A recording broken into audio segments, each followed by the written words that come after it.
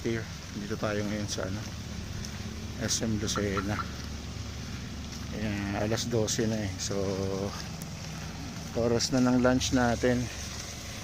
Dito na ako inabot. Nagpa-process kasi ako ng BIRs ng company sa Lucena, BIR Lucena Grand Central. So ito yung pinakamalapit na pwede tayong mag-lunch. So kaya papunta tayo sa SM Lucena, no? Dito tayo mag-lunch. So naglalakad na tayo papasok sa loob ng SM. Medyo malayo lang yung parking kasi doon lang yung available na ngayon. Marami ng tao. So nandito tayo sa hallway or pathway ng SM para makapasok. Ito yung access going to sa loob ng SM. So medyo maulan. Yan. Pasok na tayo. Yan. Medyo pasang basa yung kalsada dahil sa pag-ulan. Maulan yung araw na to ngayon dito sa gawin ng Lucena City. So yun, dito na tayo sa loob, papasok sa loob. Dito tayo sa entrance.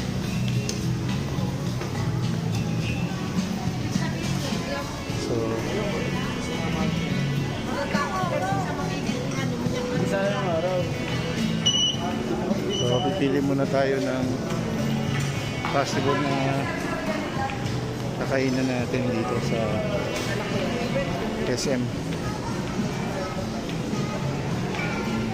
Medyo nakakagutom yung amoy dito, mga ka-steer. Amoy muna yung pagkain palibasa. Oras na ng lunch, so may mga tao na sa loob ng resto. Siguro base dun sa budget natin, baka Jollibee, McDo lang yung afford natin. Mga ka-steer, medyo ano na yun, alanganin sa petsa ng sahod natin. Ano na ngayon, August 5. So 5 araw na nakalipas yung payday natin. So medyo medyo tight na yung budget natin, mga ka-steer. Kaya doon muna tayo sa medyo affordable na budget, no? But anyway, habang naglalakad ako, napakita ko na rin sa inyo yung itsura sa loob. Medyo may karamihan na rin yung mga tao. Yan. So aakyat tayo sa loob, sa taas, I mean. Tingin muna tayo. Medyo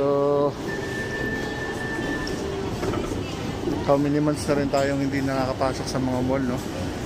Dahil busy tayo sa trabaho natin. So ito yung chance ko para makalibot-libot man lang. Baka many months na yun nga, nagkaroon lang tayo ng pagkakataon ngayon kasi nga nagpa-process tayo ng BIR. So sinamantala na natin yung pasok dito. So igagala ko muna kayo para nakita nyo rin yung kaloob-looban. Dito tayo ngayon sa loob ng Parking Lot. Tingin lang tayo actually. May gusto tayong bilhin para dun sa dun sa anak ko. Yun lang, sabi ko nga sa inyo medyo tight yung budget natin. So, yung tingin lang tayo. So, yun si Madam. Medyo busy siya. Busy siya doon sa nakakatingin sa labas na. Dito tayo sa loob ng Parking Lot. Daming magandang item dito na magandang bilhin. So, siguro pag-uwi ko doon sa amin, dadalhin ko yung bunso ko doon sa SM Cavite, sa it's either doon sa SM o doon sa Robinson kung malapit doon sa amin. Ayan mga kastil, merong dumaan na trend dito sa loob ng SM, bumabiyahe. Yung likod niya wala pang pasahero.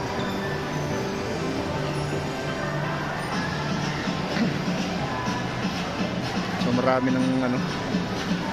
ng tao ngayon dito sa loob.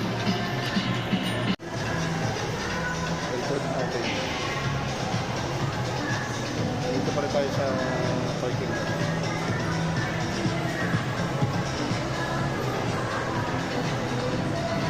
Sarap maggala dito eh.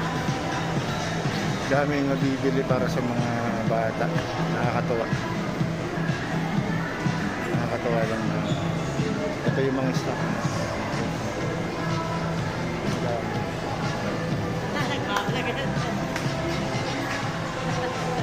Madam, shout out.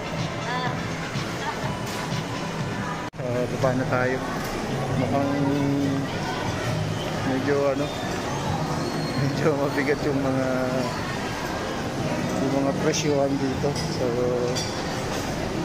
maybe doon mo tayo sa labas kumain. At least tinur ko na lang kayo rito sa loob. Kasi medyo budget kasi yung pera natin.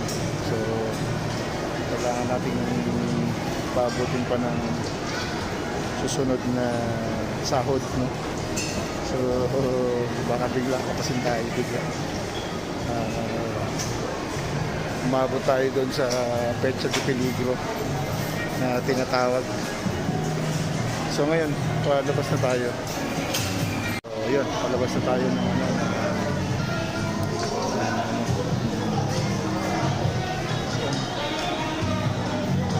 medyo maulan pa rin. So more or less na tayo sa kabila dadaan para kahit kahit maulan hindi tayo mababasa. Kala ko kanina tumigil na yung ulan pero hindi pa pala. So doon tayo sa kabilang exit para merong yung pathway kasi doon may silong, may bubong. So yun, doon tayo sa kabila. Tayo sa kabila papunta. Palibasa hindi natin kabisado yung SM Lucena. Medyo wrong way tayo. Doon pala tayo sa kabila. Tanong tayo sa guard. Doon sa kabila yung tinuro ng guard, no? So doon tayo sa tinuro kung saan yung palabas. Medyo malayo-layo kasi yung lakarin pag dito sa kabila hindi na tayo dumaan. Kaya so let's go. So yun, dito daw yung way natin. So ito na yung tamang way. Parang sa tatlong exit yung napunta natin na mali. Doon pala tayo sa kabila. Doon tayo sa kabilang exit, no? Buti na lang may nag-guide sa atin. Kinay tayo ni Kuya Lord.